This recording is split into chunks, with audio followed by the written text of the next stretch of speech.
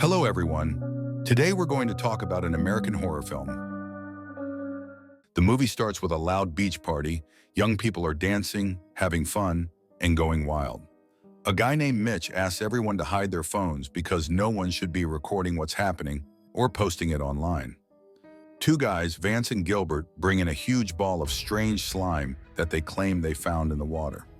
Everyone is disgusted by it, but nobody really stops to think what it might be. How drunk do you have to be to ignore something like that? Then comes the morning. Everyone is still sound asleep. Kelly is the first to wake up and looks around. In the distance, she notices a seagull trying to take off but failing. She thinks the bird is sick until it suddenly disappears into the sand. Kelly is shocked. She tries to wake up her friends and warn them not to step on the sand. Turning to the other side, she sees her friend Marcia, who seems to have been sunbathing and is now getting up. As soon as she steps on the sand, her foot gets stuck and she can't move. Panic breaks out. Vance wants to save her and jumps up despite Kelly's screams. He doesn't listen, runs toward her, but also falls onto the sand before reaching her. He starts sinking in the same way. Meanwhile, the sand completely swallows Marcia. Vance writhes in pain, begging his girlfriend for help. He tries to lift his head, but can't. The sand seems to be pulling off his skin and even his eyes. Ronnie screams in horror, calling out to him, but it's too late. He disappears into the sand. The survivors try to figure out what's going on and look for a way to escape. They want to call for help, but their phones are locked in the car's trunk. Jonah tries to start the car, but the battery is dead. They're stuck. Kelly walks toward the stairs and reaches her hand toward the sand. Strange white tendrils stretch out toward her skin. Mitch is in shock. He can't believe what he's seeing. Later, another character wakes up, Gilbert. He's in a metal barrel used for bonfires. He's mad at his friends for their antics and tries to get out, but they beg him not to move, explaining that the sand is deadly. Arguments begin to break out among the group, as often happens in stressful, isolated situations. Time passes, but help never comes. Kelly finds some sunscreen and tosses it to those sitting in the car. Gilbert is still in the barrel. Kelly brings up what happened and starts sharing her theories. Looking around, they realize everyone who was at the party has vanished. She remembers the slimy ball that was pulled out of the water. She spots what's left of it in the distance and becomes convinced it was an egg. Something must have hatched overnight, buried itself in the sand, and is now hunting people. This is its territory, and it sees humans as food.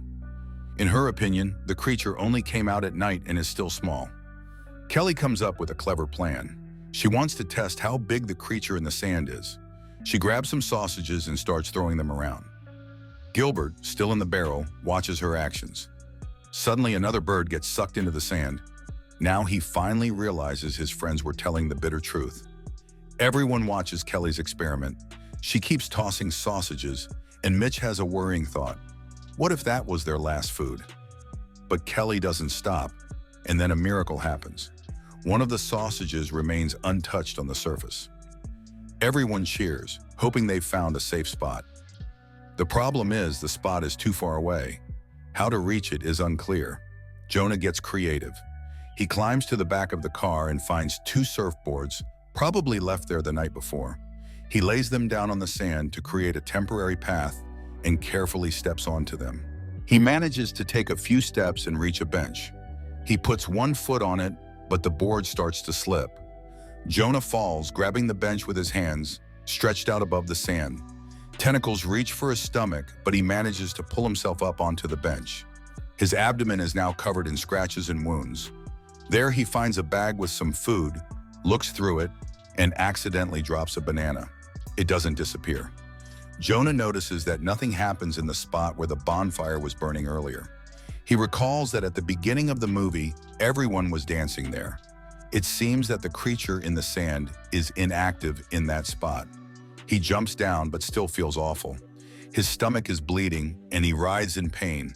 His friends beg him to come back. Jonah manages to throw them a bottle of water from the bag and collapses onto the bench to catch his breath. Meanwhile, the sand monster, because what else could it be, starts moving toward the car. The group notices the tentacles pushing the wheels, as if trying to move the vehicle. It becomes clear that time is running out. A girl named Shonda tries to open the trunk to get a phone. Honestly, it's surprising how long these teens have lasted without communication. Ronnie says goodbye to Shonda and asks her to deliver a message to her mom if she doesn't make it back. Shonda climbs onto the trunk, and with the help of the others, she finally gets it open.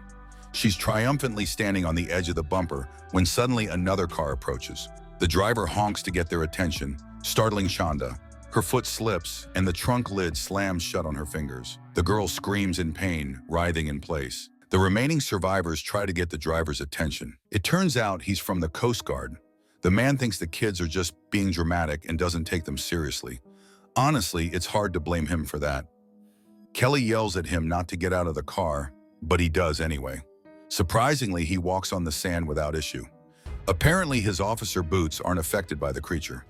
The officer looks at Jonah, who's writhing in pain on the bench, ignores his cries for help, and keeps walking. He pulls out pepper spray and threatens the group, demanding they approach him. Naturally, they refuse. Then he pulls out his gun, but accidentally drops his keys.